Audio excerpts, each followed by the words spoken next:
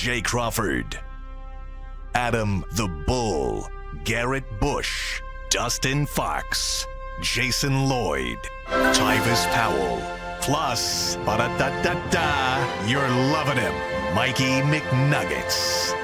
And so many big names, it would take me hours to say all of their names. The ultimate Cleveland sports show starts now. Booyah! Oh, that was a slide. Happy Friday! Spring is sprung. It is. It is sprung. Spring? I feel very springy today. Yeah. Very springy. Yeah, I think it's. I think we can declare winter is over and spring is here. Dustin came in with the top down, chrome spinning. Oh, yeah. Yeah, he came in. I was like, Dustin came in balling. Not playing around with y'all today. I said, listen, man. Listen, man, it's Good Friday. Yeah. Man, he is risen. It is Good Friday. Happy Good Friday. Happy Good Friday, man. To all who celebrate. To all who celebrate, man. Yeah, man. Let's get our first hello from Mikey today. And who's our title sponsor? What's up, guys? Today's episode of the Ultimate Cleveland Sports Show is brought to you by Epicor. From small businesses with big dreams to growing enterprises with global visions, Epicor will equip you with the right tools to move forward. Discover your success at easierwithepicor.com. I came in the garage first, followed by Big Baller Brand Dustin with the top down. I was just trying to survive, man. Yeah, you're doing all right for yourself. Try to make it out here, You're man. doing all right for you. Dustin had the full top down. I just had the sunroof open. Man. It's a nice day, man. Hey, man, I came in. I was just trying not to get arrested. That's all it was. Just pull up. You know what I'm saying? I was going a little faster than I was supposed to be. But it's all good, man. How do we get this team together? This right here. Dude, this is a dream team. This right. I don't know how we got this. This is a great crazy. combo, man. I don't know. On a Friday, we gonna see how this goes. Oh yeah, I it's like gonna be it. loose. It's gonna be a show. It's no coincidence that on the first sunny, warm Friday of the season, Jay went.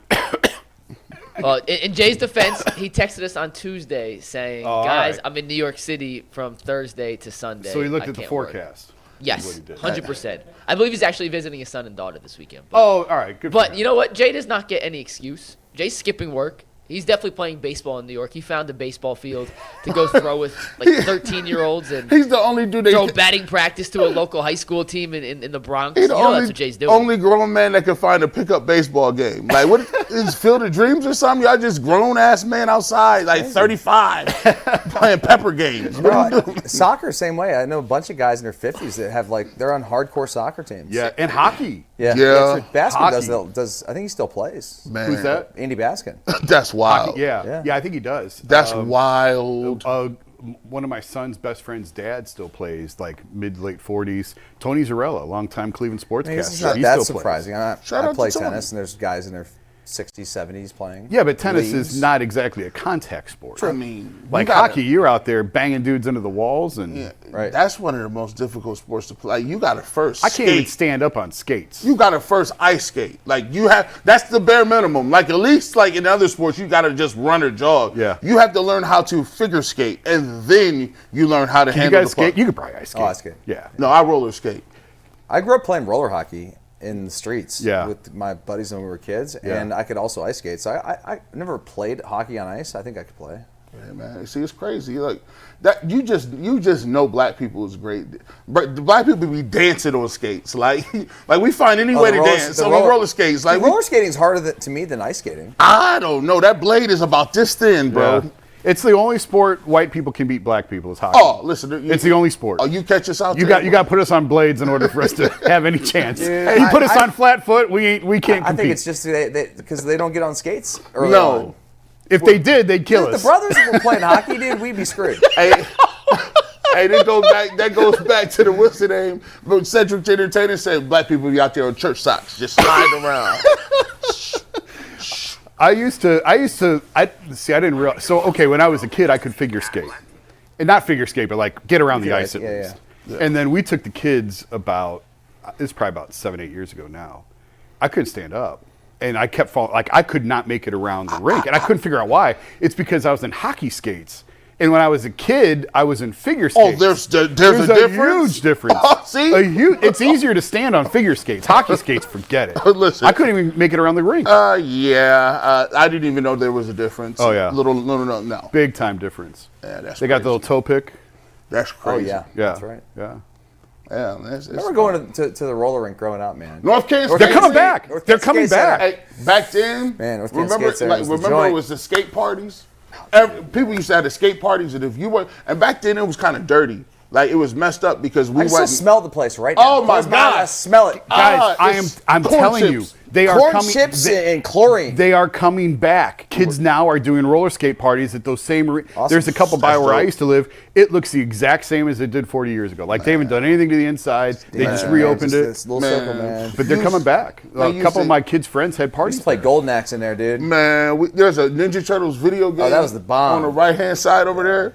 And then you would get there, you'd be like, oh man, I don't know how I want to play this. Do I got to wear an outfit? Because you know it's invitation only. Back then, everybody didn't Yeah, get but then you invited. got to think about stuff. where am I going to put my shoes? I got to get a locker. Yeah, We got to rent a locker, and then I got the key. Then I have extra change. What Yeah. if I want to go get my shoes out? Yeah, man. Don't want to get them stolen. Before we dive into all the stuff we have to get to today, and we This got a is the big show. We're important stuff talking right here, This is it. Yeah, right. ton of Browns. I sat down with Ty Jerome yesterday. We're going to play that interview. I got a question to ask you guys, and I'm very glad this is the particular panel we have today to ask this question. Dustin, did you ever play for Mike Leach by any chance? Play for him? No. Play against him by any chance? May have played against Call one him. of his games? Do you have Oh, any- Leach I know. in 02. Yes, of course. Yeah. God rest his soul. Mike Leach, one of my favorite coaches to just kind of from afar watch throughout his career. And I did a Mississippi State game 2 years ago, or 3 years ago, 2021, in Starkville, and had a chance to have a meeting with him. It was a Zoom meeting. And do you want this story, or I'm sorry? Yeah, no. You please tell a story, because then I have Okay. another Mike Leach thing that I want to ask you about. So Mike Leach is an interesting guy. Was an interesting guy where he would only take these calls. He didn't have a license. Like he didn't drive. I didn't He had know a that. driver. I didn't know that. Maybe he had a license. I don't know. But he Yeah. never drove anywhere. I don't even think he had a car. So he always had a driver driving him around. And he took our meeting on Zoom while he's riding in the car. And the call was literally supposed to be from his house to the facility, which is about 13 minutes. Yeah. So we usually get like a half an hour with most of these coaches, but we knew we had like a limited time. And of course, he's late to the call, and he gets on, and we probably spent like the first 5 minutes talking about Halloween candy or Right. something. But it was really interesting. God rest his soul. But Go ahead. Sorry. wasn't he the coach in 2002 No, it was Mike Price. at Texas Tech? Excuse me, Texas Tech. He was the head coach. Yeah. Yes. So your Cliff first Kingsbury. college game. Well, I was a freshman in 01, so 02, I thought you were class of 02. You were 01? I was 01. Man, But still. So Sorry, I was thinking about Washington State because he was there Washington late. State, But no, yeah. Washington State was Mike Price. We also played Game Texas 2. Tech, Cliff Kingsbury. It was actually game 1, kickoff classic. Texas Tech was 1. In 02. Washington State was 2, right? Correct. And Maurice had like 160 yards Against against both. Texas Tech. Well, yeah, against both. All right, so that's awesome. Mike Leach is Sorry. awesome. Offensive innovator. I saw this Hal pop Mummy. up. Hal Mummy. Yeah. Air raid.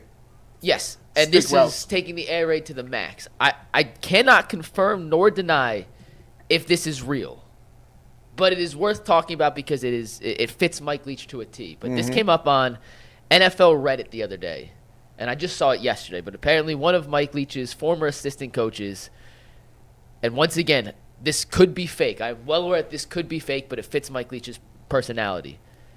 Said that one time, back when Mike Leach was at the peak of his innovation, offensively speaking, where he was recreating what was thought of and what was possible offensively, he had the idea of on 4th and inches, lining a little person up in the backfield and just tossing him over the line of scrimmage. And the poster on Reddit put, other than the optics of doing this, which clearly is ridiculous, would this be allowed? And logistically, Wow. why aren't teams doing this? There's no way to stop that. So The Dustin tush G- toss. yeah, that's kind of what I'm saying. And it was with being Mike Leach. I once again cannot confirm nor deny this actually is a real thing that happened in a coaching meeting that they had back at Texas Tech. But with Mike Leach, anything's on the table. Dustin, is that legal? I think Why not? Well, I don't know. if because you're- you can't use another person as leverage to jump off. Yeah, there's certain rules about like other people being, like you said, like you can't throw someone in the air on a field goal block. Right. I think that would be You can't give someone like a lift on like a punt. You can't jump over people. So probably no. I think, well, I mean, you don't see guys dive over the pile. And you used to see it all the time. Running backs going over the top. It used to happen. Used to dive with the ball, Yeah. reach it over the And pile. you just Very jump over- dangerous play. I guess that's So why many they guys don't do it that- So anymore. many guys that fumbled. You know. get the ball punched out and they go out the back of the end zone. You be like, man, we was on a one. Yeah. What a terrible rule. But Touchback. I don't think that you can't like jump off somebody else. Nah, you No, can't. can't To- propel yourself, your yeah. body. But I don't know. I mean, But I've never to seen just- it offensively, Like we're just though. gonna toss a little person, Like, I mean, technically. like mini me. And the fact that you guys are really getting the politically correct term correct here, I love it. You guys have been. I played PLMF, dude. Yeah, man. You Playing guys local are, midget football. Yeah, man. That's crazy. Like, we can't even say that no more. And PLMF. How many would you need though? Because one hit and he's done. So then you got to bring another one You in. got backups. You got got how many? reserves. How many little people do you have to carry on the It's like me roster? and Shoes. Emergency little person, just like an emergency quarterback. I tell you what, like, look, for me, no, you can't do that. I don't think you can. It becomes a 64-man roster. You get 10 to use. If you run out of 10, you don't get to do it anymore. Are we still at Pickwick and Frolic? Yep. Oh, thank God We're going this to get is to some real YouTube. topics Be- today. before- Guys, our first topic of the day is brought to us by Yes, Nissan. I know. The Armada Player I of ain't the doing Week this. is brought to you by our friends at Nissan and the all-new 2025 Nissan Armada. Each week, they're taking a look at a draft prospect and picking a guy that stands out, the guy they believe showcases the strength and power needed to push the team forward as the Browns look ahead to next season. This week's Armada clear-cut Player of the Week is Travion Henderson. This guy has the all-time career touchdown yardage and all that in the running back room for the Ohio State Buckeye program. He is heavy duty. He's an incredible blocker in the passing game. You talk about rugged, you talk about Travion Henderson. He's won at home, he's won on the road, and he dreamt big, leaving his collegiate career with a national championship on his resume. It's clear that Travion Henderson is our Player of the Week, and he's out here ready to conquer the road ahead with confidence, just like you can in the all-new Nissan Armada or any of their other outstanding vehicles. Take the Nissan Armada, Rogue, and Pathfinder and go find your next big adventure. Shop NissanUSA.com. G. Bush, I was waiting for you to come back on the show to do this topic. But we have talked at length about Joe Flacco's return to Cleveland and how Kevin Stefanski, throughout his career, and has the reputation of being a quarterback whisperer. Flacco and Stefanski had tremendous success together at the end of the 2023 season. But with all the options that were on the table, the Browns selected Joe Flacco as the veteran quarterback they wanted to bring in. If Flacco can't replicate the success that he had in 2023, or at least give them serviceable quarterback play, are we going to have to hold Stefanski accountable for that failure, or do you chalk it up to Flacco just being a 40-year-old veteran quarterback that may not have a lot left in the tank? See, this is why I know they got some PR people in Cleveland. I don't know who they are. Oh, I do. They got some new cats ready to go. Now, Jason, we got to talk about this because this right here is one of the most strategic moves. It was threefold. First of all, the fans love Flacco. They think that if you would ask a fan, it's to the point. Remember how we used to be talking about that Deshaun Watson, Baltimore Ravens second half? Yep. Listen, that Joe Flacco, games. That Joe Flacco 6 games, boy, he was the greatest quarterback we've ever seen in my lifetime. If you go ask people, but the other part that's really savvy about bringing him back is this: you already got the built-in excuses, so you already have built-in cover. Joe Flacco. People can say, well, listen, how good did you expect him to play? He didn't play all that great last year. He's 40 years old. Look, you guys, the Browns are in a mini rebuild. So what did you expect to happen? Like, did we think Joe Flacco was going to lead us to the playoffs? That's why they brought Kenny Pickett in. So that's another good reason why, no, Kevin Stefanski is not going to get that. And by the way, unless Kevin Stefanski and the Browns completely fall on their face, right? He has a whole video of the Haslam saying this: we're not going to rush things. We're not going to force a quarterback. Listen, if you want the whole Deshaun thing, you want somebody to put on the table for that, it was me. Blame me. But our guys are good. So he got 3 or 4, 5 different built-in excuses, Dustin. Yeah. The owner already said he's good.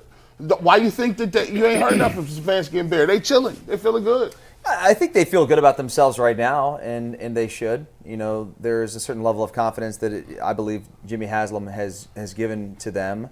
I think by Haslam taking a lot of ownership over the Deshaun Watson move, it buys them more time, at least from the public standpoint, like what we were talking about and what fans think about the team.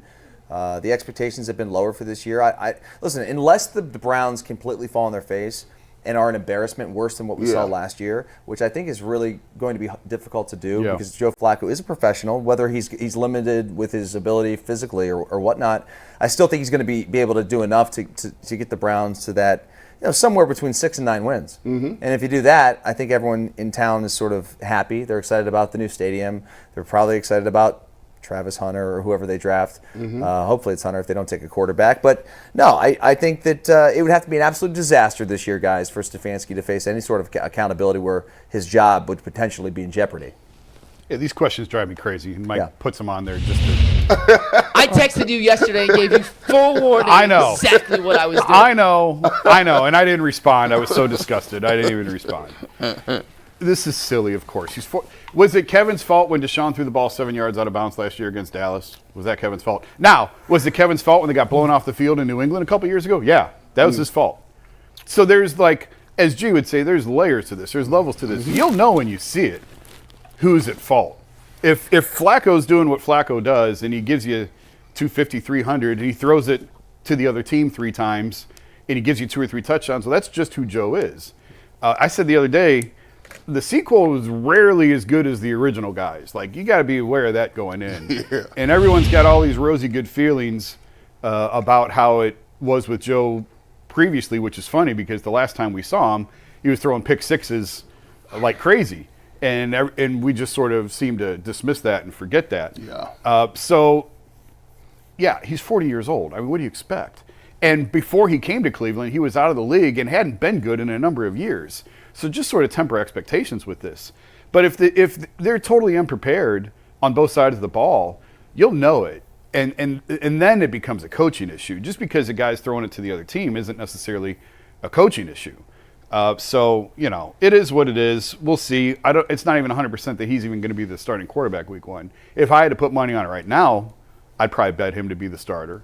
But I don't think it's a sure thing. I think Kenny Pickett could still win the job week 1. I got to see what his arm looking like. If his arm is anywhere where it was before, he about to win this battle hands down. You know what? I went back and watched it. He was bad against the Texans. I went back and watched that game. I was like, whoa, we got slaughtered. However, them games prior to that, we was cooking. Now I'll say this: when you look at Flacco and what he's able to do, I think he mirrors what Kevin Stefanski likes. You're not, for whatever it's worth, Joe Flacco ain't gonna give you no sound bites. He's unsoundbiteable. He's not. Kenny Pickett's not gonna give you no sound bites. So this is a great little quarterback room to get back to basics. He's going to come in. Joe Flacco can absorb the playbook. And Joe Flacco, in his mind, is thinking to himself, well, listen, I came off the street before. I haven't had an opportunity to come off the street or to be into a system where I am the number one guy. When's the last time Joe Flacco has been like, hey, I'm the guy, I'm the starting quarterback, I'm going to learn the system from top down. I'm in OTAs. I'm doing all this other stuff. I got a long runway. I think would it be with the Jets the last time he I was thinking the Jets, but I don't even know for sure if it was New York. It may have been Baltimore. It might have been Baltimore. He's gonna come in. He's gonna come in here excited. Think about that. Dude, right? Come on. We heard him 2 years ago when he was here. I mean, the guy thought his career was basically over. Yeah. And then he's able to go out here and have this resurgence to his career. Also, he's got like kids who don't necessarily remember his heyday. Right. Back in 2010, 11, whatever it was. So he's kind of he's just having fun, dude. He's like a kid. He's like me learning tennis at 40 years old. You know what I mean? He's like, I'm back. I'm moving. I'm throwing touchdowns. Doing all these things. He is got a renewed sense of urgency, energy, all of the above. He gets to tell them no. They're not telling him no. And I think that's how every player wants to go out. Every player wants to go out on their terms. They don't want to be told by the league, you're not good enough anymore. We don't want you, which is what they told him. Yeah. And now he's found an opportunity. But you made a good point. He came in here and did what he did with no training camp, with no preseason. Not that the guy's playing the preseason. He wouldn't play anyway. But with zero preparation. And I'll go back to the story I wrote when, kind of how it all unraveled with Deshaun. I had somebody at the organization tell me, at the end of the Flacco season, you have to bring Joe back. Somebody has to teach Deshaun the offense. Joe picked it up in 30 days faster than Deshaun has in 2 years. Yeah. Like, he got it like that. It was a good marriage between Kevin and Joe. The play action component Joe's excellent at. Joe ran this exactly as Kevin wanted, minus the picks, which that's a huge, that's a big, you can't just dismiss that. Yeah. And that's why I do think Kenny Pickett does have a chance to start week 1, because Kenny's not going to throw it to the other team. He may not give you the big play capability that Joe can, but he's also not going to throw it to the other team as often. So pick your poison there. And we're going to be talking about this all of July, all of August, camp battle, quarterback battle, who should it be, who looked good. Do you really care who it is? I mean, both those guys to me are kind of like the same. Like, they're going to be bridge quarterbacks. So whoever the next young player, the rookie quarterback, or whoever they draft, they're going to carry the torch for this year. And let them battle it out. I'm slightly interested for the last 4. I'm interested in it, but I'm not going to be I'm not picking a side. I'm in Flacco camp. No, this is a fun camp battle. I like these little battles like this because guess what? We did not have any fun for the last I don't know how many years. Just by watching football. Last year was miserable for me. Like the fact that we scored under 15 points. People had, the quarterback factions and different things like that. Listen, for once, just a football guy, hey, man, I bet you people come back. David Njoku's going to be excited. I think Jerry Jeudy will be excited because they're going to get a new breath of fresh air. And, by the way, with the picks they got, I think the Browns will be a better team than they were last year. If you get a Travis Hunter, if you do find another running back or able to get some new fresh blood in there, I think that's a good thing. When you look at it, Flacco and Pickett will probably battle it out, and we'll see what it is. But you got 2 guys. And the cool thing about it is when you bring those 2 guys there and you may draft a guy, I'm not under no pressure if you got a Jalen Milroe. If you want to throw a red shirt on them, now it's kind of difficult to do that if you're losing games. But if they're winning 7-8 games, you don't have to play Milroe or Shuck or if Shedeur Sanders falls. Jackson Dart. Jackson Dart. You don't have to play him immediately. You can just sit him. Yeah. If it's Milroe, I do think there will be a Milroe package. I wholeheartedly believe that. Kevin loves one of those. Short yardage. He'll be he can play. Will he be the 4th and inches quarterback? Yes. Yes. Yeah. Immediately. Absolutely. Although what's interesting about that is he really can't be unless he's the backup quarterback because if you're carrying 3 on the 53, you got an emergency quarterback, but if the emergency quarterback goes in, you can't play the other Are they guys. allowed to list him as a running back? Maybe. Well, could you just have 3 active quarterbacks on the roster? You'd have to carry 3 actives on the game day roster. I think they would do that. Wow. But, man, you're really costing yourself a spot then. I don't know that that's ever been. You think they will? No. Let me ask Jason this specifically. Is Jalen Milroe's potential development of getting those legitimate game reps, even if it's just 4th and inches situations or 4th and short, more valuable than a 7th defensive back? On a season where I think we all agree their maximum cap That's is why you got 78 Travis Hunter. Boom. Opens up a spot. Well, that's true. There you go. That's true. All the tea leaves lead to Milroe now. But this is. Gee, that was good. I like what you did there, G. But these are all the conversations that they're having. Right. And maybe Dustin's right. Maybe you put him in at receiver. Or running back or whatever. Because, he's probably not going to play a ton of quarterback. No. As a rookie. No. 4th and inches. Well, but again, this is the Browns. They play 3 quarterbacks every year. They play 5 quarterbacks. He does play a lot of quarterbacks. So if you think they're going to make it through the season with a 40-year-old Joe Flacco and 1 backup, okay. But when's the last time the Browns made it through a season? I guess it probably was pretty recently. I think Baker played. Yeah, probably Baker. But outside of him, nobody else. Yeah. Yeah, and his skill set is intoxicating. The closer and closer you get to the draft, I'm getting more nervous because I talked myself into thinking that Jalen Milroe was going to be there and available. Nobody was going to take him. And now that I've done these mock drafts and looked around and done these little panels and thinking about what other people are thinking about, man, I think he could go to Pittsburgh. I think he can go to a lot of different places. He might not even be available. Penix going to Atlanta last year, it's a copycat league. And, you can go back to Aaron Rodgers in Green Bay. Yeah. Where they didn't necessarily have that need right then, but you felt like that was a team that was, like the guy, felt we can afford to take a year or two and develop him, and then we'll have a guy. you could easily see a team, I guess, at the bottom who would really like him, who I'm just throwing the Rams out as an example. I don't even think they have. Do they have a first-round pick? Wow. Yeah. Where are the Rams picking? The Rams have 26. I'll confirm that, but it's like 25, 26, something like that. I mean, that would be a team to me that would say Stafford's getting up there. We don't know how much longer he's going to play. We'll take this guy now and develop him for a year or two. I can 26. see that. They're 26. I did for the Bleacher Report yesterday, there was a 32-team mock, and I had the Browns. And I traded up with the Vikings, who don't have very many picks.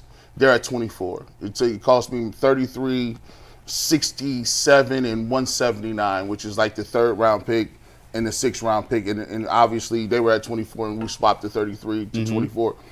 But even at 24, I mean, on the board, I ended up taking Jackson Dart at 24, but there was a couple teams that was trying to get ahead of me just to get Jackson Dart. All four of those guys went. Well, the thing you got to remember in this particular draft is if the Giants and Browns pass up on a quarterback at 2 and 3, and the Saints don't make the move at number 9, in the second round, the Browns have the very first pick in the second round, the Giants have the second pick in the first round, and the Saints have the 8th pick in the second round. All three of those teams, plus anyone else that may be in the market for a quarterback, are going to be looking to get up into that same range. Yep. And it could become a bidding war, and you may end up paying more than you would like to or think you would have to get to a certain spot because you're vying with those same other teams to get in a position to draft the second-round quarterback or late first-round quarterback that you covet. That's why I made my trade 2 days before the draft. Like, you could do draft trades during the draft, so it was kind of wild. But I was like, no, I'm not going to be jousting with you guys. Let me get out of the way right now. Easy enough. All right, let's get to our next topic, guys. This one is brought to us by a new sponsor on the Ultimate Cleveland Sports Show, Upwork. Scaling your business requires the right expertise at the right time. With Upwork, you can find specialized freelancers in marketing, development, design, and more. Experts ready to help take your business to the next level. Upwork gives businesses flexibility by connecting them with top freelance talent across multiple industries, including IT, AI, web development, and marketing. Whether you need extra hands for a project or a long-term partner, Upwork makes hiring simple and affordable. Visit Upwork.com right now and post your job for free.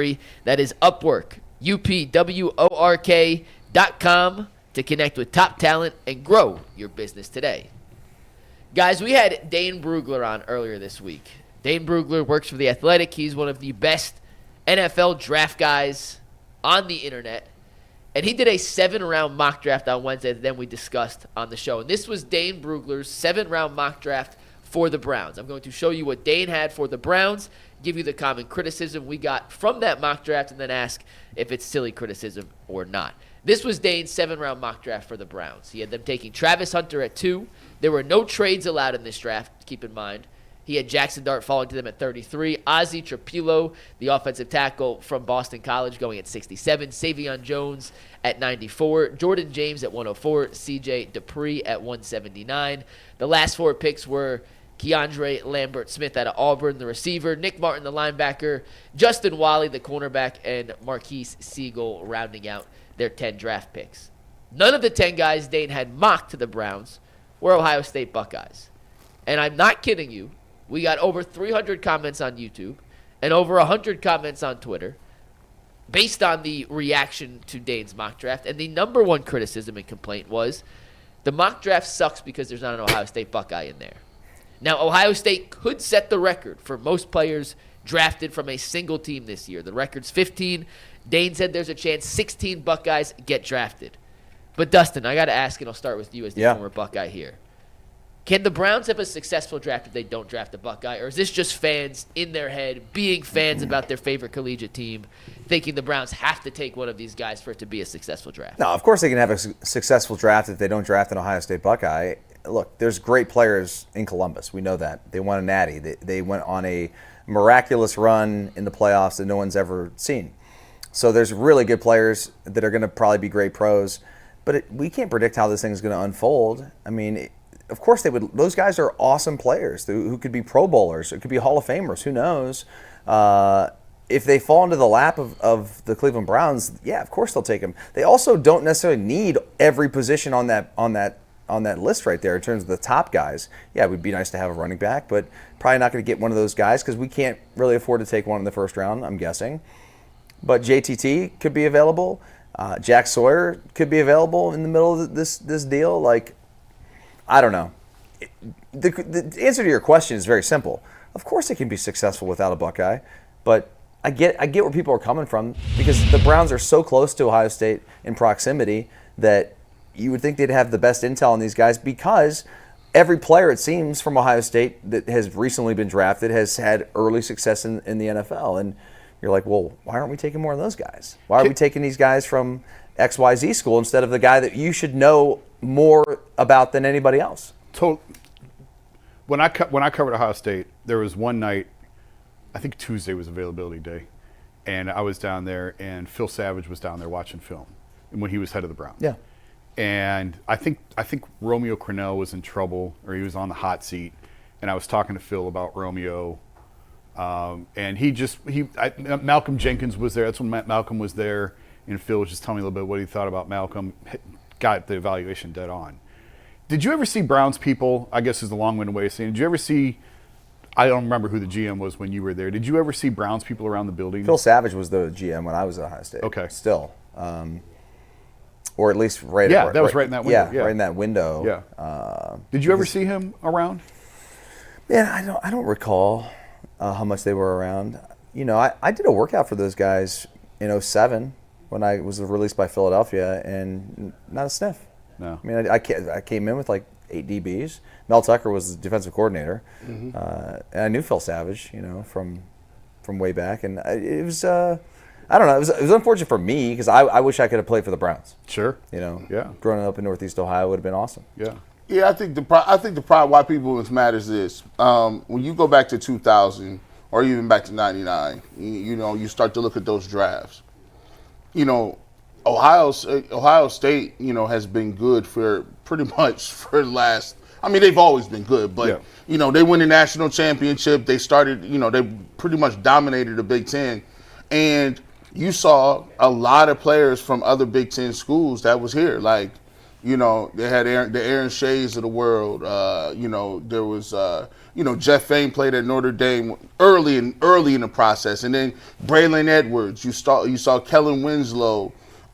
Gerard Warren, Courtney Brown. You start to see a lot of guys from all these other different schools, and it always seemed like the guys that they did get from Ohio State, they was just like, yeah, let's take Robisky. I mean, Robisky was the one that they took in the second round, and he just was a very kind of He's a regular guy. He's a regular guy. He wasn't whatever. I mean, he was a speed. good player at Ohio State. Yeah, but he was like when you look at it, it was Gonzalez. His dad was the coach, right? Yeah. The receivers coach. Yeah. He's like the fifth receiver. It's Gonzalez, Ginn, Hartline was Hartline's ahead there of too, him. Roy Hall was. Roy was in the mix. Hey, Yeah. Roy Hall was in the mix, so it was just like. But I think people kept seeing guys hit for the Steelers, and that hits the little difference when you see guys like Hayward, when you get guys like Shazier that plays for him. Santonio Holmes was a ball player, so it's like, yo, why aren't we getting these guys? Yeah.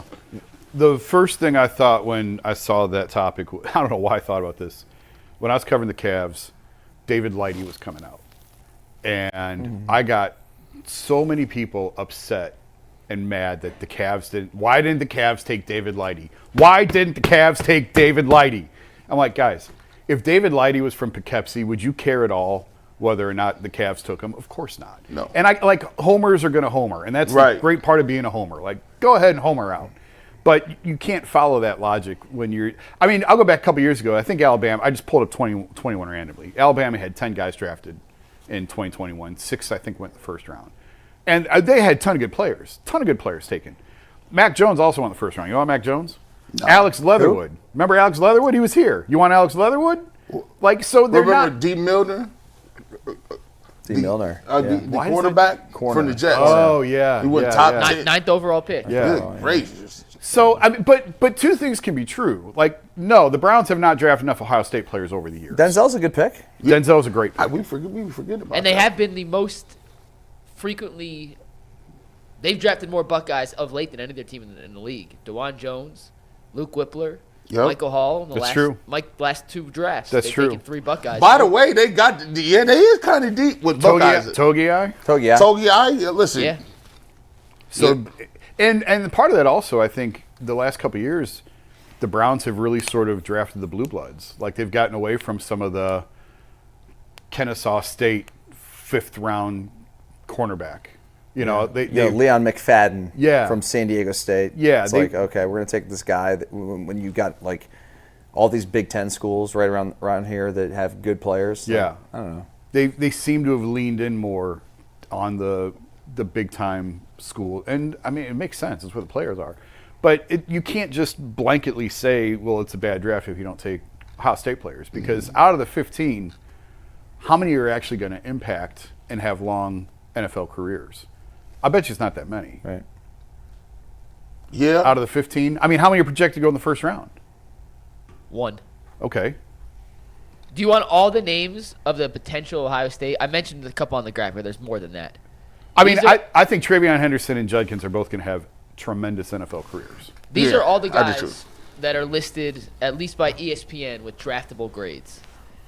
Josh Simmons, the offensive tackle. Emeka Ibuka, the wide receiver. Tyleik Williams, the defensive tackle. JTT, the edge. Travion Henderson, the running back. Jack Sawyer, the edge. Donovan Jackson, the offensive tackle. Quinshawn Judkins, running back. Will Howard, quarterback. Latham Ransom, the safety. Denzel Burke, the cornerback. Ty Hamilton, the defensive tackle. Cody Simon, the linebacker. Seth McLaughlin, the safety. Jordan Hancock, the safety. Seth McLaughlin, the center, excuse me. Jordan Hancock, the safety. G. Scott Jr., the tight end. And Jacqueline Johnson, the cornerback. What's the over-under on how many of those guys will be on NFL rosters in 5 years? Is 5 years too long? 5? That's more than a contract. So 4, do 4 because that's the How many total guys did you list there? 16 draftable grades. Okay, and you're saying how many guys will be on rosters in how many years? In 4 years, how many many of guys are those on guys? NFL rosters? If I set the over-under at 5.5, would you take the I over? would take over on that. I would set it at like 9. Really? Okay, then I'm wrong. Then I'm off because I was thinking less than that. Were you thinking 7? I was thinking right around what you said. Yeah. You look at a lot of these guys just based on the grades. This is just ESPN. This is one grading site. They have 7 guys with 1st, 2nd, or 3rd round grades, and then a bunch of guys with that 3rd through 5, and then a couple in the 6 and 7 range. They're all like good dudes, man. Like they work hard. Oh, You yeah. know what I mean? And Yeah. so it's hard to say if you have a draftable grade and you played in that program, I would say it's You're going gonna to get more chances. Yeah, it's going to be that 65%, 70% of those guys are at least going to be in the league for that first contract, I think. I wonder how many years would you play? How many? I got 4 credited. So go 5 camps. Go back to that 2002 game, Ohio State Miami. There's probably 30 of you guys drafted out of that game. Out of that game, I mean, our entire starting defense got drafted.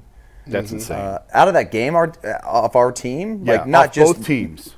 Oh, Off both teams. maybe 75 That's crazy. 70. drafted. They was high first round. I thought it was picks. like 16 and 15. Oh, I mean, I'm just telling you, like from that game, if you combined how many guys that actually stepped on the field, Yeah. Yeah. like special teams, Under- everything, underclassmen, because too. there are guys that didn't start but played on punt team Yeah. that ended up being 1st round picks for the Hurricanes. Best game I've ever seen in my life. To this day. I've don't care what never anybody been on a says. field with more talent in my life. That was the best game my eyes have ever witnessed at any level. That game was unbelievable. wild. I'd be a fun thought exercise because that's the game that jumps out to me. I'm sure there've been others, maybe Texas USC, that surpassed the total number of guys drafted. And then There was a Georgia-Bama game and a Bama-LSU game during Joe Burrow's season when they had all the guys on offense that got drafted. Jefferson, Chase, Burrow, Clyde Edwards-Helaire. They had 4 or 5 linemen. They played Bama the year that Bama was coming off their championship. And I think, I'm forgetting the exact number, but it was like when LSU's offense is going against Bama's defense, 20 of the 22 guys on the field have like top 3 round grades. Something absurd like that. And then how many are still in the league 4 or 5 years later? That'd be fun to dig into sometime. When we have more time, we could do that. And by the way, yes, I covered Game 7, 2016 NBA Finals, Cavs championship. Ohio State game was still, but that's a better game. Here, I got a stat for you guys from that game. there were 43 starters they have from that game. Of the 43 starters from that game, 37 were drafted. God, jeez. 18 first-round picks. In total, 58 players from that game. That's crazy. Yeah. If you've never seen it, if youngins out there that haven't seen it, we just had the 20-year anniversary just passed, coming up on 25. Go back and watch that game. It's the most, Miami was on the field celebrating, fireworks going off in the sky, Crazy. and the game wasn't over. It was the wildest game I've ever seen in my life. It was phenomenal. They that game was wild because it seemed like everybody played with in high school was like it's the Canton All-Stars versus the Miami Hurricanes. I'm like, dang, bro. And at the time, Miami was like, the year before they had put something on Nebraska and Frank Solich, like 60. I don't know how many points they put on them, but like they had Miami built like they was unbeatable. Oh, I remember. We're getting way off topic. Last thing, and I'll throw it back. No, you good. Yeah, I got some more to add. So I remember you guys have 2 interviews all week long, and Matt Wilhelm was on the podium, and someone from Miami asked him, "Do you actually think you can win the game?" And then he looked like, "Are you kidding me?" And like he answered it, whatever. And then a couple questions later, I remember somebody randomly asked him, what's the craziest thing you've been asked this week, or what's the silliest thing? And he looked at, I think it was a woman, he looked at the woman who asked it and goes, that. That was the craziest thing I've heard all week. But you guys heard it all week. You got no chance for 2 weeks. You got no chance to win that game. It was rough. I remember the lead up to that game, there was a feature in ESPN the magazine, which was a great magazine back in the day. It was like huge, And there was a feature at the end. It was called "Me the Weak Link" on Ohio State's defense, which I get it. Like, call you? Yeah. Oh, well, because I think I was the youngest starter on defense. And he was a white corner, and they had and Andre white corner, Johnson. and I got to go against Andre Johnson, Roscoe Parrish, Kellen Winslow. Yeah, like they had it all. Like they had, and then listen, I said, and their this is backups wild. were like Ethnic Sands, Yeah. and some of these other guys were like really good players. But no, it was the first time in my life that I'd ever been on the field where I was like, do I belong here? You know what I mean? I was athletically talented to be there, but it was like, dude, I remember when McGahee hit that first touchdown, and I was on the edge, and he just like stuck his foot in the ground and burst it out, and I just had nothing, and I was like, that's not fair. And this is McGahee before the knee injury. But yeah, So good. it was So good. dude. He was. If you had to ask me like who's the like biggest, strongest, physical, fastest specimen you've ever been on the field, is that guy. Yeah. That guy. And Before the injury. The only other thing I can add from, plenty other. The only other thing I will add from that, I already said it's the greatest game I've ever seen.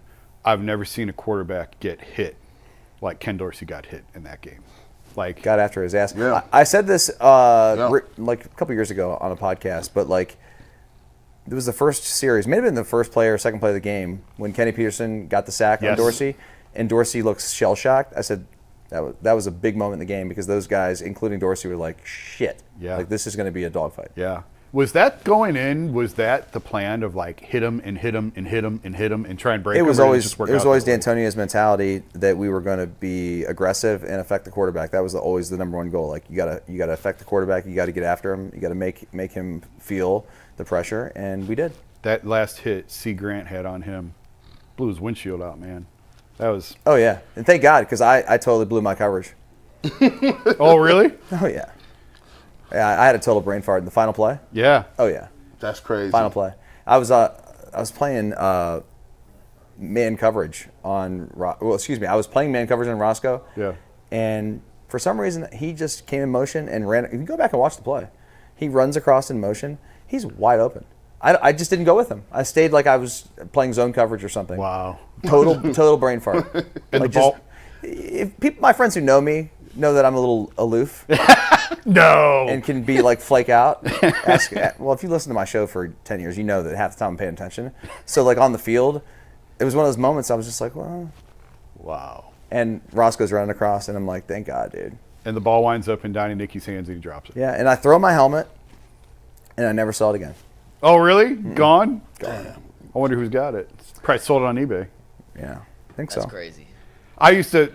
John Tenuta used to be up in the box next to us. Yeah, during Tenuts. games. And Donnie Nicky was the free safety, Yeah. on that team. And he always got credit for like lining guys up and like really smart player, cerebral player. Every game, 2 or 3 times a game, you could hear the coaches boxing on their side, and you hear Tunuta go, "What the beep, Nicky!" Screaming at Donnie Nicky. I never played for Coach Tenuta, but he recruited me. Oh yeah, Yeah, and they used to call Donnie Hayseed. Was his nickname. that's funny. He's just a hillbilly. Donnie's the best though, man. Donnie is. I mean, that guy's like saved my life, man. He's a great guy. That's great funny. guy. Yeah, we're very good friends. You still talk to all of them? Oh yeah. Yeah. They'll be at the wedding. That's From awesome. one of the best games to one of the best shots in the NBA. Let's get to our next Yeah, I've been topic, looking guys. forward to this. Brought to us by FanDuel. The NBA playoffs are almost here, and FanDuel is giving new customers an incredible way to get in on the action. Right now, when you join FanDuel and place your first $5 bet, you get $250 in bonus bets if your first $5 bet wins. Don't miss out. Head to FanDuel.com/UCSS and claim your $250 in bonus bets today. So, guys, you know, on this show, we are gigantic Ty Jerome fans. And I've been trying to sit down with Ty to get to the bottom of the origin story on his deadly floater for a while. And yesterday, the Cavs finally allowed me to sit down with Ty and learn that story. Now, before we played the interview, I want to just give you a little context as to why when I say Ty Jerome's floater is one of the best shots in basketball, I have the numbers to back it up. This season, Ty Jerome attempted 209 floaters. That was the 9th most in the NBA. But on a permanent basis, he was by far the guy in the league who took the most floaters. The guys above him all played significantly more minutes. He shot 57.4% from the floor on those floaters. That was number 2 in the NBA. When you look at his overall efficiency in short-range shots and mid-range shots, according to Cleaning the Glass, on short mid-range shots, so outside of the restricted area, but in front of the three-point line, he was in the top 3 in the NBA, the 100th percentile of all NBA players in the league, in not just short mid-range shots, but all mid-range shots. 100th percentile. You can't get any better than that. B-Ball Index tracks every player in the NBA. They had 419 qualified players this season. In terms of shot-making efficiency, according to B-Ball Index's metrics, Ty Jerome finished as the number 1 shot maker in the league, the only player in the 100th percentile in the NBA in shot-making efficiency. However, because floaters aren't considered good shots in today's NBA, you want threes and you want layups, the shot-making quality and the hardest shots taken quality, Ty ranked in just the 2nd percentile, meaning incredible shot maker, but he's not taking shots that qualify as good shots. That's a 98 percentile difference and a gap between his shot-making efficiency and the hardest shots taken quality. That was the 2nd largest gap in the NBA this year, only behind Jaren Jackson Jr., who finished with a 98.2% gap, so just behind him. And just to give you a little context on this big picture, since B-Ball Index started tracking this, they have over 6,300 players individually tracked. Ty Jerome's gap this season was the 9th largest they've ever tracked out of over 6,300 players. The guys with bigger gaps, Durant, DeRozan, Brunson, Brandon Ingram, Chris Middleton, and Jaren Jackson Jr. So those numbers show the floater for Ty Jerome is an incredible shot. For other guys, not so much. And then I sat down with Ty and tried to get to the bottom of how he developed the floater and if he's teaching it to other guys in the Cavs. Here's me and Ty yesterday at the Cavs practice. We are sitting down with Ty Jerome, Cavaliers should be 6th man of the year. And Ty, we're doing a little something different today. Your float game is unique. It is different, and I know some of these guys behind us kind of learned the art of the floater from you this year. So I want to kind of find the origin of how you developed the float game and how the other guys have kind of picked up on it. When you started your basketball career, did you always have that as part of your arsenal, or when did that develop into kind of your go-to weapon on offense? I think I started to use it more and more in like high school. It's just a way to just get a shot off when I got to the paint. You know, I was always never the most athletic, never the strongest or the fastest, and just a way to kind of like, as soon as I touched the paint, be able to get to a shot. And as I developed it, my trainer in college, Damon Altizer, we would rep out floaters, how people rep out threes. Like we would do spot floaters, you know, right foot, left foot, both feet, like go around the arc and just rep them out, how people do like spot threes and rep those out. That's how we would rep out floaters, and just to make it a really consistent shot, because you got to shoot at a really high level to be able to have the freedom to shoot them in today's NBA. When you look at some of the advanced analytics, your shot making efficiency is through the roof. You're in the like 99th to 100th percentile. The shot quality metrics put you in like the bottom 2 percentile because they don't consider floaters good shots. Right. What makes a floater for you a good shot that may not qualify as a good shot for someone else?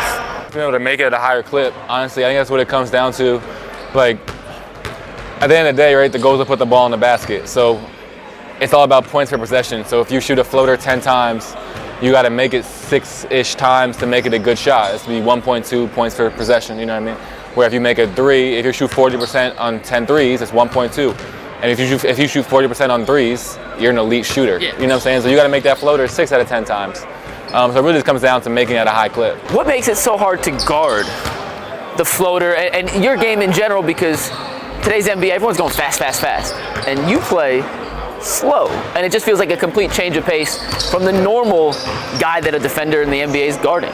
I think the biggest thing is like that's the shot that teams want to give up. You know what I mean? The teams want people to live in that kind of mid-range area, that floaters area. They want to give that shot up.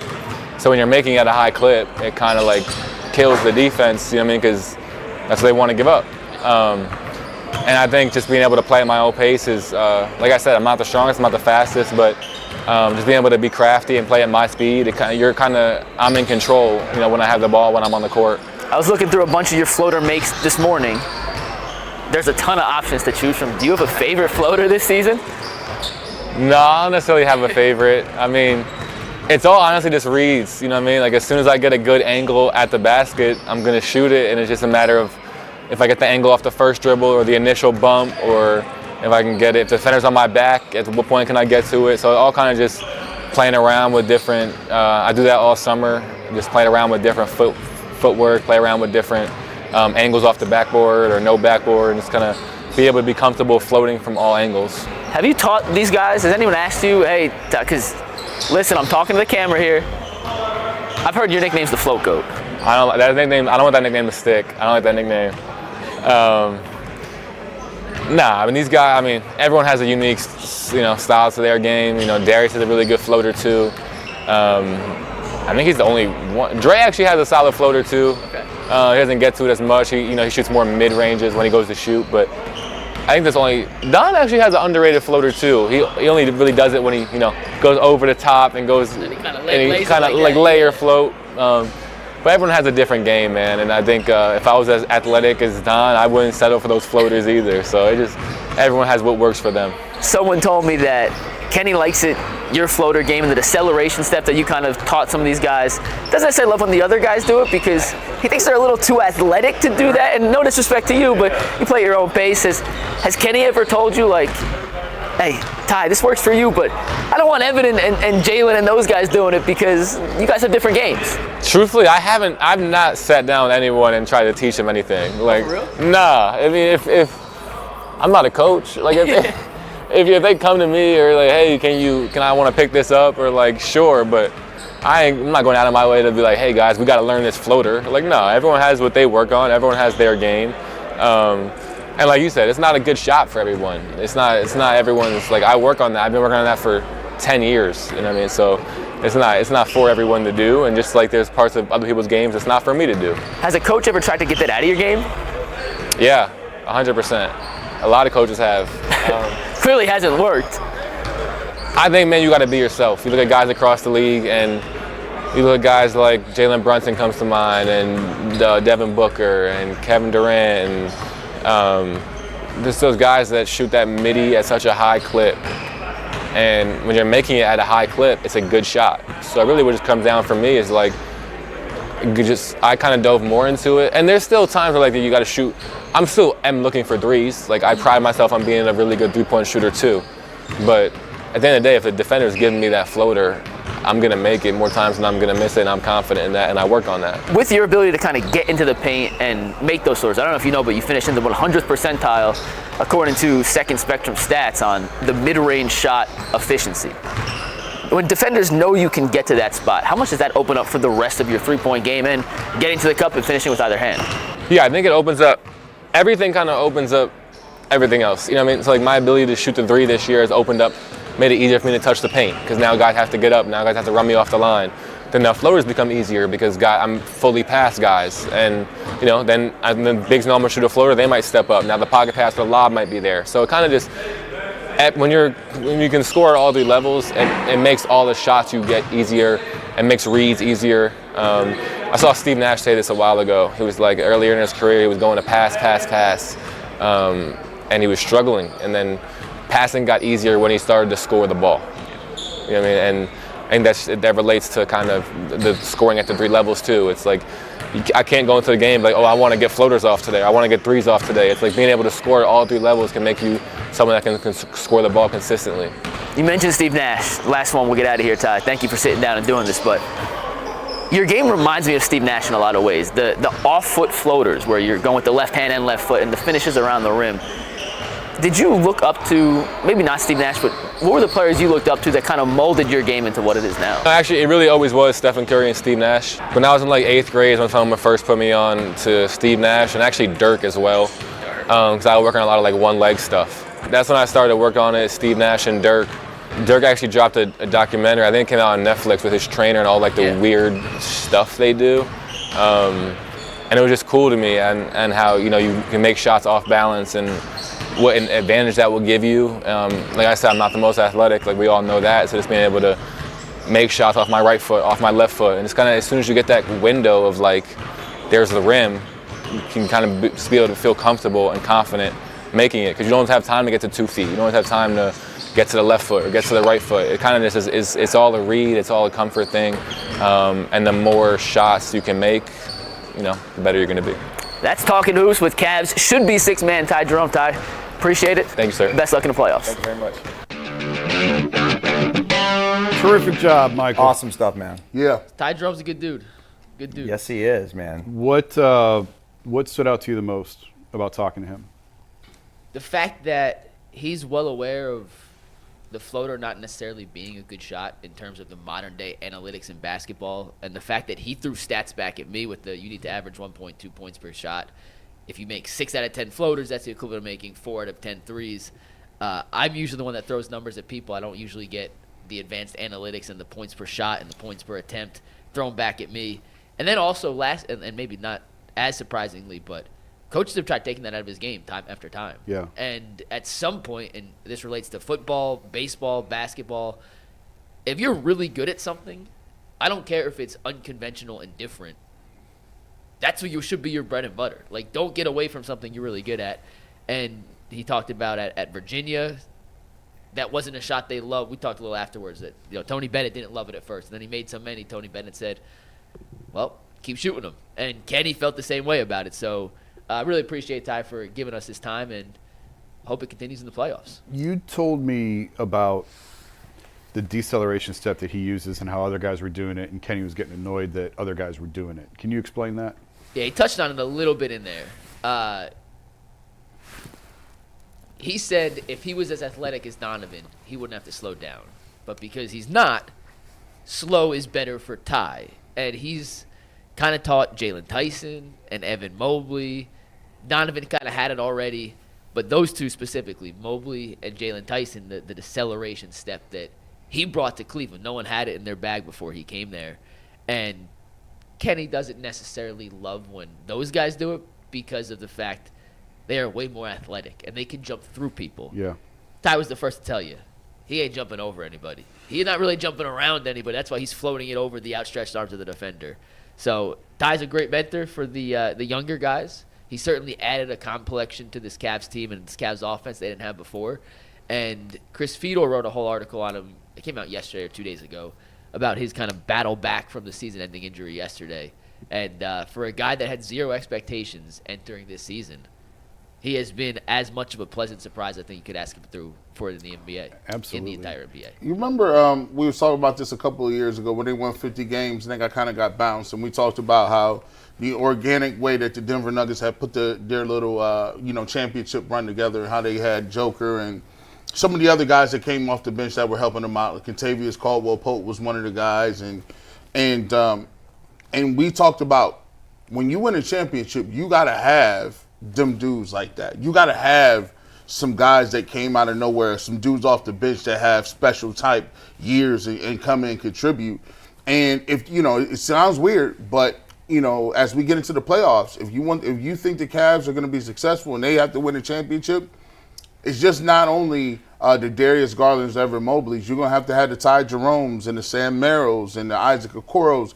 They're all going to have, Dean Wade has to hit shots. Like, there's going to be points in time during this playoff run where every single person is going to have to step up and do something and contribute to something. Yeah. And like you said, Dustin, it's kind of like when you were talk about playing and you looked around and said, wow, do I belong? There's going to be a time in the playoffs where they're going to have their chance to prove to themselves, not everybody else, the confidence for themselves to say, hey, I belong here. Yeah, and that's going to be fascinating to watch it unfold because a guy like Ty Jerome, for example, who's never really done it on the biggest stage, he's done it this year in regular season games, but when the playoffs and the lights become the brightest, we're going to see what this guy really has. And, man, I don't know. I mean, they really hit the jackpot with this guy. I thought it was like early in the season, this was going to be a flash in the pan, lightning in a bottle, if you will. And at some point he'll come back to earth. But no, this guy's like a legitimate NBA, like sixth man of the year. He's like good. I would laugh and joke. I said if he played 34 minutes a game, Jason, he's getting you 24. Yeah. Like I don't know how you stop him. Like he shoots a high percentage behind the 3-point line. He's created his little pet move where now, I can't believe the Euro step has turned that many ways until now he has this slow Euro step that's really working. And, like, you could just tell him, like, he's just sitting there talking about McNuggets like, yeah, I'm supposed to be getting interviewed. Out of all the people that was at the court, Donovan and Darius, it's Ty Jerome sitting up there chilling, talking about how, confidence. The biggest priority of this Cavs offseason is finding a way to re-sign Ty Jerome. And whoever would have said that right 12 months ago. No, it's a fact. Legitimately a fact. That's wild, man. Yeah, Jason, get your articles ready. Yeah. Jason has an apology because he was the one that mentioned Ty Jerome could be a throwaway to get under the luxury tax. You got to keep mentioning that. I just want to throw it out there. But here's the thing. If they win the championship, I mean, he's going to get a boatload of money from somebody. He's going to get a boatload of money from someone regardless of whether or not they win the championship. Right. But he said to Chris Fedor, and he kind of reiterated to me again as we were finishing up our conversation yesterday, he loves Cleveland. There's no joke. There's no qualm about that. He thoroughly enjoys the situation he's in, the guys in the locker room he's playing with, and the general manager who's had an eye for him since he came out of college. They gave him a chance. They gave him his big chance. And stood by him. Yeah. We got to pivot, though. We got our guests waiting in the queue, and Chris Rose is going to be brought to us today by Amazon Fire TV. Did you know your Fire TV could also be an Xbox? Turn any TV into a gaming and entertainment hub with the Fire TV Stick 4K device. No console required. Just grab your paired controller, subscribe or sign into Xbox Game Pass's Ultimate with EA Play included, and you're ready to play. You can dive into hundreds of premium titles from EA Sports, College Football 25 to Call of Duty, Black Ops 6, and Avowed as easily as you stream your favorite shows. It is gaming made simple, and it's all on your Fire TV. Head to Amazon.com/Fire TV Locked On to get started. Xbox Game Pass Ultimate subscription and compatible controller is required. Available on select devices, including the Fire TV Stick 4K, Fire TV Stick 4K Max, and Fire TV Cube.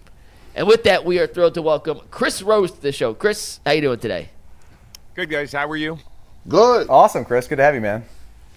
It's good to be here. Yeah, Ty Jerome, listen, he might say that he loves Cleveland, and I'm sure he does. I think he probably also likes money.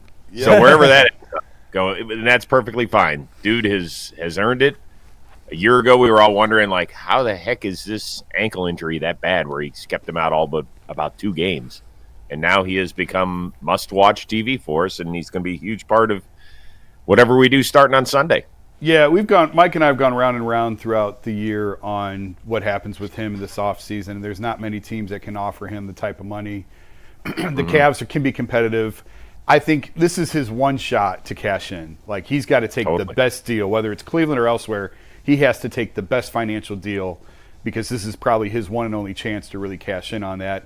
Other teams, I think, can offer more money in more years, but it'll be close. It'll be curious to see what he does. Yeah, if it's close, then, yeah, maybe the heartstrings pull. And listen, this has been a wonderful ride. They are as likable a team as there is in this league. Yes. And they're a fun watch. when the ball's moving around the way that it did, certainly the first 2/3 of the season, I think they got a little tired and a little bored the back third of the year, and that's okay. I have no qualms with it. I am rooting hard for Atlanta, I will admit. But then again, my oldest son, who's a huge Cavs fan, he and I were speaking, and he said that if we can't beat an 8 seed anyway, what does it really matter? We shouldn't be living like Cleveland scared, which is part of our vernacular, unfortunately. It's funny, you're hitting on a topic we're doing on the WKYC show, and I wholeheartedly agree with you. Atlanta is the play. And it's not necessarily even can you or can you not beat Miami. It's the pound of flesh that Miami will extract from you over the course that they just beat Milwaukee.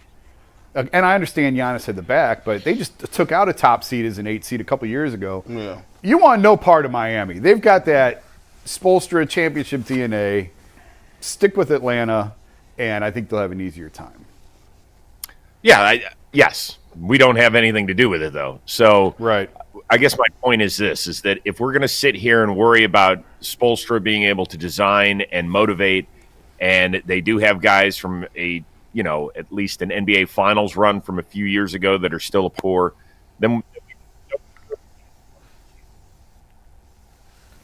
the question is going to be, can Evan Mobley consistently hit open threes?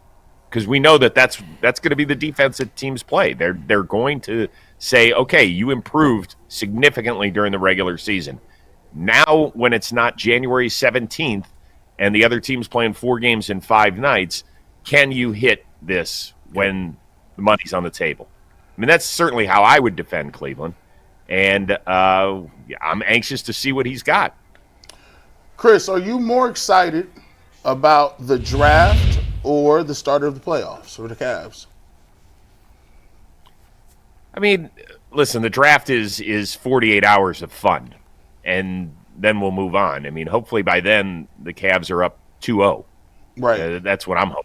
So the good news is that I'm actually doing the draft coverage on Thursday and Friday, and I won't have to spend my mental Cleveland energy. Now, if we're 1-1 headed back to either Miami or Atlanta on Thursday, I might be a little pissed off when I'm hosting the show on Thursday. Right. So we'll just have to tune in and see. Is there anything, Chris, you're looking to see in this opening series for the Cavs? I mean, in terms of do they need to sweep? Do they gotta be a gentleman's sweep? Do we have to make it look easy? What if they're tested? What if it goes 7 games? Like, is there anything that concerns you at all about this series, regardless of who they play? Going 7 games would really concern me. Yeah. Because we did that last year, and the next round we didn't have anything, and we didn't have any players. So that does concern me. I don't care if it's 4 or 5. Get it done. Look efficient. Sharpen your tool shed a little bit, because like I said, it just down the stretch it didn't look great, and that's okay. I mean, you're not going to look perfect for 82 games. For the first 2/3 of this year, it was unlike anything I had ever seen out of this franchise before. But we all dream of winning a second NBA championship. We all have the discussion, well, what would still make it a successful season? Would losing to Boston in the Eastern Conference Final be okay? What happens if we do get eliminated in a 7-game semifinal? Are we going to have to blow it up? Like, there's a lot of stuff floating around in our heads just because of the sports scar tissue that revolves around every Cleveland sports fan. Is Travis Hunter the pick? Yeah, to me it is. Yeah. I'm with you. And number one, I get it. I've had a lot of friends that, whether they're Browns fans or just NFL fans, say your quarterback situation is still kind of messy. Why wouldn't you go for the second best quarterback? Well, I look at it this way. There's certain evaluators and draft analysts that and Cam Ward 7th or 8th overall. I can understand paying the premium when you're at 1 and you need a quarterback like Tennessee does. I don't think you can necessarily move a guy up from 20 or 21 overall in this draft to number 2. Not when there's quarterbacks who might be sitting at 34, 35 in terms of ranking the best overall prospects available. I just think that the play is get Hunter at 2, and if you feel good then you go get a guy at 33. And you know what? If you don't, you go get him in the third round. And because, guys, I've done some research on this. Since 2016, the only quarterbacks that have made it in the NFL when not being drafted on night one are Dak Prescott, Jalen Hurts, and Brock Purdy. That's it. There have been a ton of quarterbacks drafted in round 2 and beyond, and they just haven't made it. So the odds of whomever we take at 33, I'm not saying they can't make it, but the odds aren't great. Whereas it's basically a coin flip for a first rounder, right? If there's 4 guys taken in the first round, half the guys will make it. Maybe one guy will be elite, MVP caliber. One guy will be really good. And then 2 guys will be switching teams before their rookie contract is up. That's just the way it's gone over the last 8 or 9 years. Is there anybody in the first round that could slide that you would consider trading back up for from 33? I don't think this team can afford to trade up. I think you got to hold on. We've got 4 picks in the top 97, I believe. I think we got to utilize them. I just think that there's depth, a ton of depth in this draft when it comes to running backs, tight ends, interior offensive linemen, and defensive tackles in particular. And I think that there are some areas of need there, right? I mean, we need a Roku. We need a running back, in my opinion. And I think guys can be found in the second and third rounds that can play immediately and help us out a ton.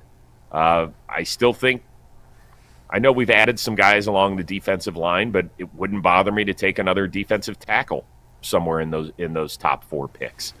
And we will be taking a quarterback in the top 3 picks, I would think. And 33, it just wouldn't shock me. Seeing the Buckeyes on the screen there, obviously it's exciting, and they have so many guys. They could break that record of 15 players drafted this year. We asked the question, Mikey did to us earlier, if the Browns don't take a Buckeye in this draft, is it disappointing? And I said no. You never know how this thing's going to fall, but it would be nice because, I mean, Ohio State players have been the last, decade, have been all pretty darn good, including Denzel Ward, who we did draft here.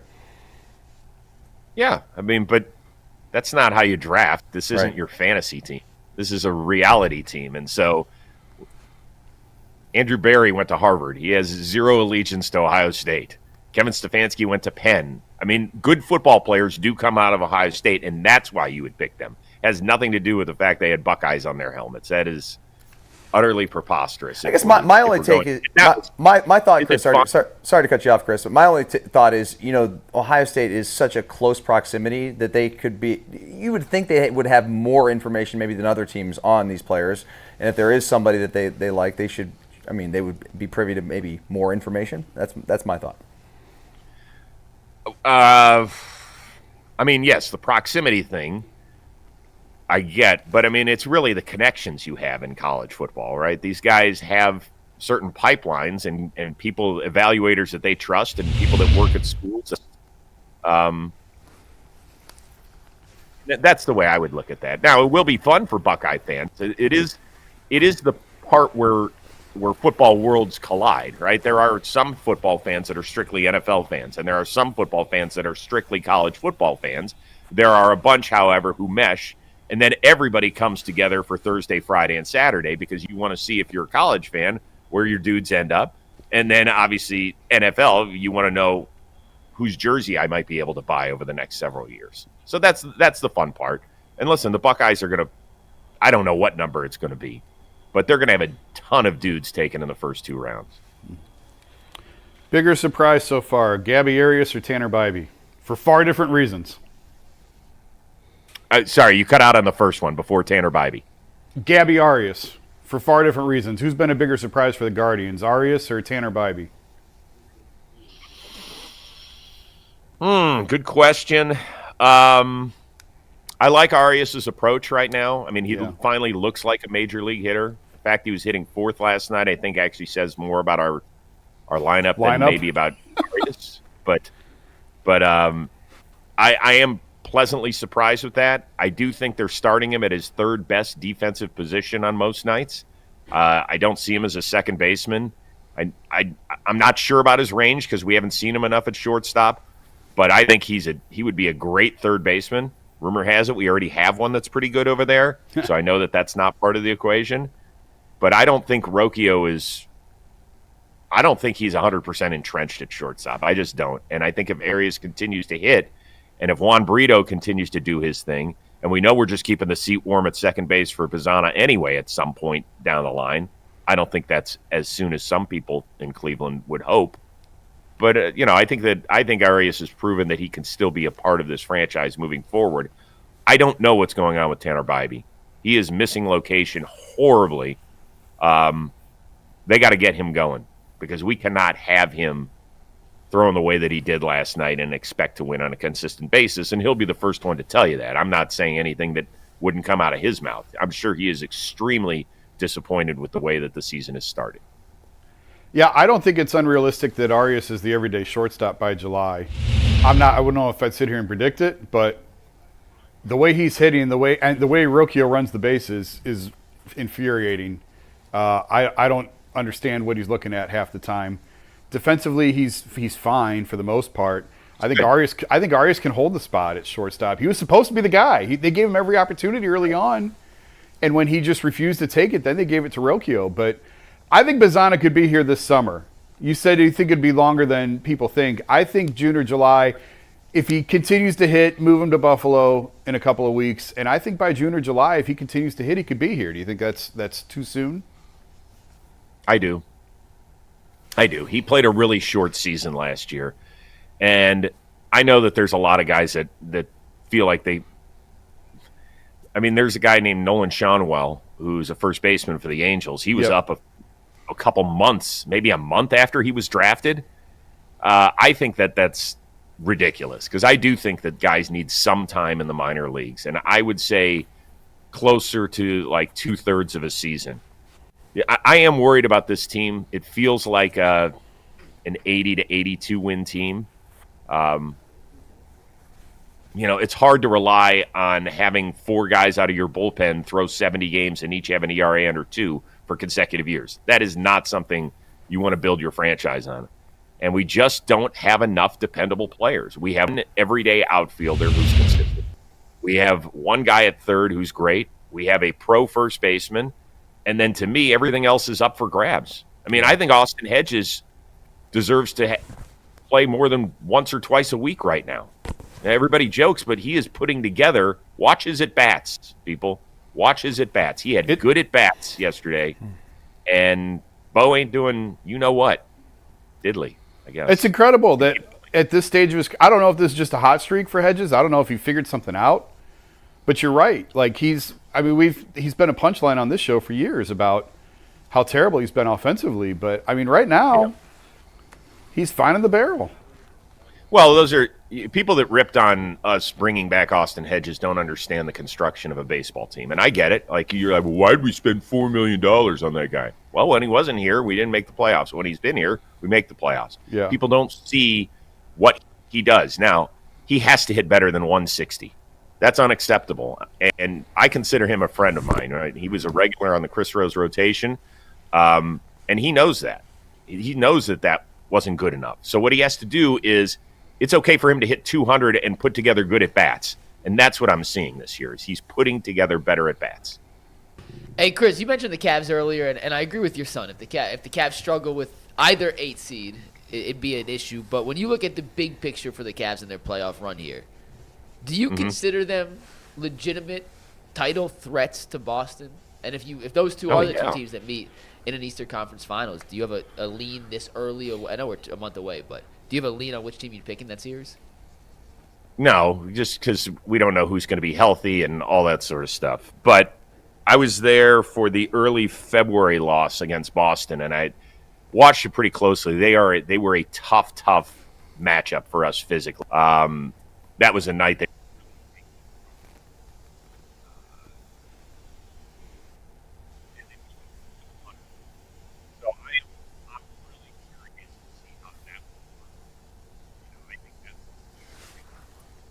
in the Eastern Conference Finals. That's a guy that can defend. That's a guy that can extend the floor. He's got a really nice mid-range game. I like everything about that trade. By the way, I'm rooting for Atlanta just for a couple of reasons. Number one, obviously we talked about Miami, but I want to see Yang come back. I think he would play the villain to a perfect role, and I hope that people would give those two guys that we traded to Atlanta in that trade a lot of love if they come back. I think they would. Did you see the Instagram exchange between Ty Jerome and George Niang the other day about that? No, I did not. I missed that. Good? It was very good. George tweeted out something like, "We're playoff ready," and Ty said, "Nah, you don't want to come here." And then George responded saying, "You literally told the GM to trade me for your best friend. Like, shut up. Don't talk about it." So, yes, I am along the same lines of very much rooting for a chance for George and Karras to come back here and play the Cavs in the playoffs. Yeah. I mean, I think that would be great. I would love it. I'm excited. I mean, it feels like it's been months since we've played a game that has meant anything. So, I mean, it might be a little slow going early on Sunday, but, hopefully things will heat up by quarter 2.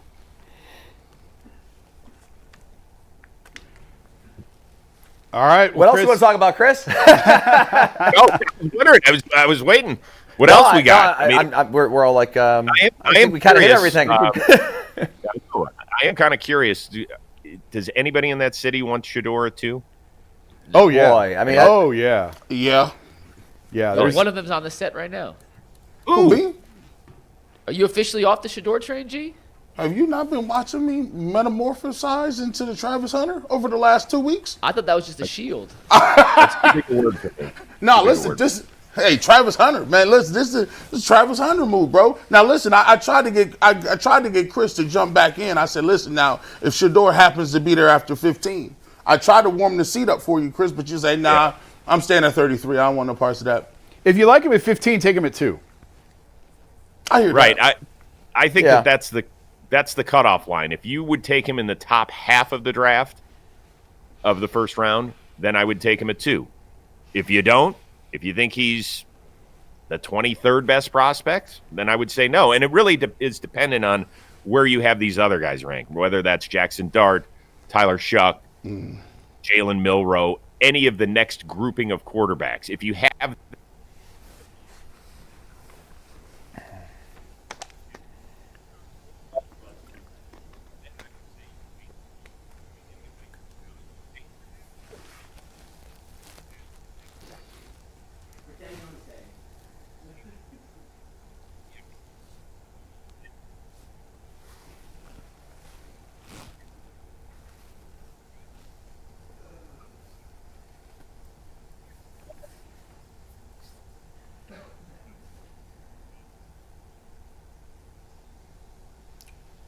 All right, Chris, I appreciate it. Lost the audio there at the very end, so we're gonna.